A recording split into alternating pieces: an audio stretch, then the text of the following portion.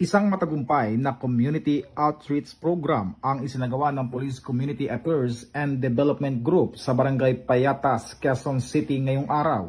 Sa naturang aktibidad ay nagsagawa ang Police Community Affairs and Development Group ng isang information drive at awareness campaign na tumatalakay sa mahalagang issue tulad ng anti-drug education, crime prevention, violence against women and children, anti-graft and corrupt practices, at patungkol sa paglaban sa terorismo.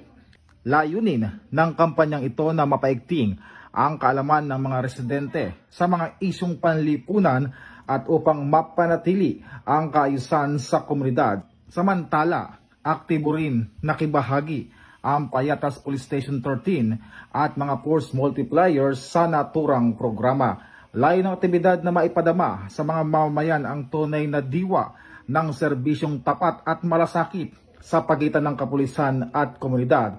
Sa nasabing programa, nagkaroon ng pamamahagi ng relief goods at feeding program at nagbigay naman ng kanilang pasasalamat sa PNP ang residente ng naturang lugar. Nagtapos ang programa sa isang mensahe ng pasasalamat mula sa pamunuan ng Police Community Affairs and Development Group na kinatawan ni Police Lieutenant Colonel Luis Gisik.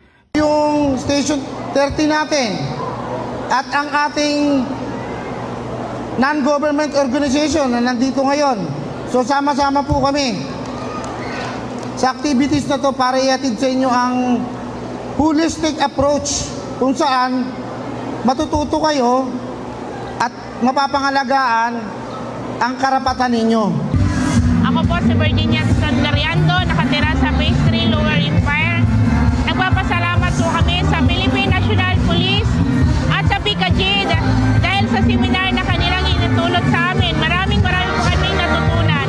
Maraming salamat po, Philippine National Police at PICAG. Ako ang inyong Police News Network Correspondent, Patrolman Adrian Dayao, alagad ng batas, tagataguyod ng Balitang Pulis.